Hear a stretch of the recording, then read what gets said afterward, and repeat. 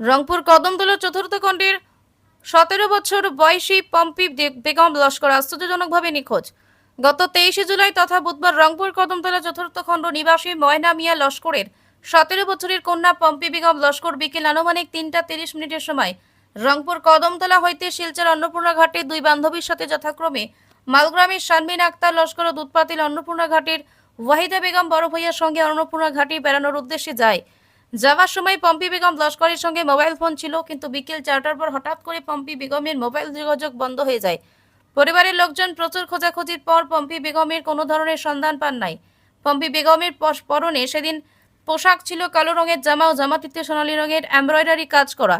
বৃহস্পতিবার এর বাবদে রংপুর আউটপোস্টে একটি নিখোঁজ সংক্রান্ত এজাহার দাখিল করেন পিতা ময়না মিয়া লস্কর।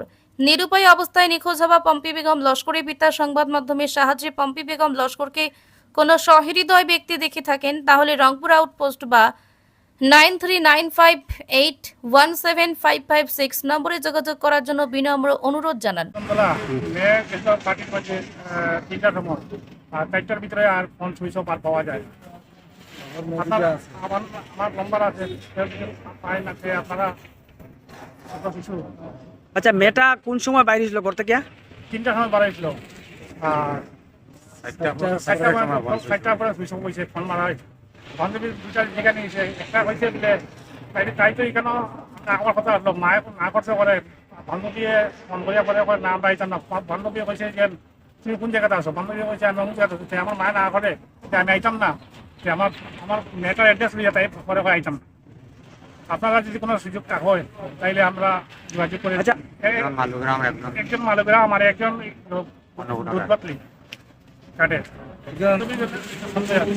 তারা খবর দিয়া নিয়ে পরে তারা হয় আমি আইতাম না। প্রথমে জিজ্ঞাসা তোমরা কোন জায়গায়? তারা হয় না আমরা তো কোন জায়গায় আছে। ঠিক আছে, তুমি ওই জায়গায় থাকো, আমরা আইতাম না, আমরা ঘুরে যাই। এইটা পার কারণ কি? যখন চাই না সঙ্গে তাইতে ভালো লাগে এর আমি দুঃখিত। তারা তো ভাই আর করছি আমার মেয়েটা যেরকম আপনারা যদি সাহায্য হওয়া দেখাতে পাইতাম।